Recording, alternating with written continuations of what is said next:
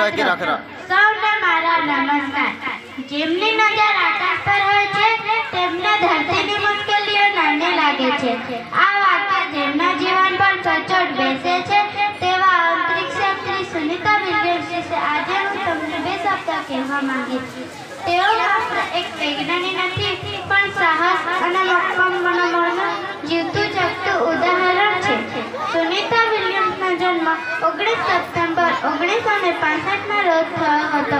તેમના પિતાજી ડૉક્ટર દીપક પંડ્યા ગુજરાતના મહેસાણા જિલ્લાના હતા। સુનિતાજીનું બાળપણ પ્રાણીઓ પ્રત્યેના પ્રેમમાં વીત્યું હતું। તેઓ બાળપણમાં પશુ ચિકિત્સક બનવા માંગતા હતા, પરંતુ તેમનું નસીબ તેમને આકાશ તરફ લઈ ગયું।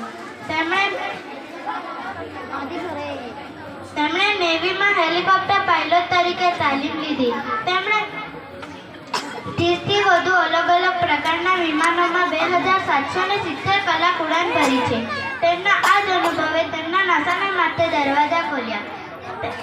તેમણે 1998માં હજારો ઉમેદવારોમાંથી નાસા દ્વારા સુનિતા વિલિયમ્સની પસંદગી કરવામાં આવી। 2006માં તેઓ સૌપ્રથમ ડિસ્કવરી યાનમાં ગયા હતા, જ્યાં તેમણે 195 દિવસ વિતાવ્યા। તેમણે ઘણા સમય સુધી અવકાશમાં રહીને વિશ્વ રેકોર્ડ બનાવ્યો।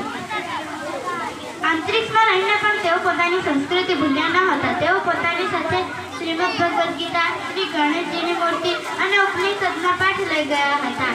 જૂન 2024માં તેઓ સૌપ્રથમ ડિસ્કવરી બોઇંગ સ્ટારલાઇનર યાનમાં ગયા હતા, જેમાં ટેકનિકલ ખામીના કારણે તેઓનું પરત ફરવાનું મુલતવી રાખવામાં આવ્યું।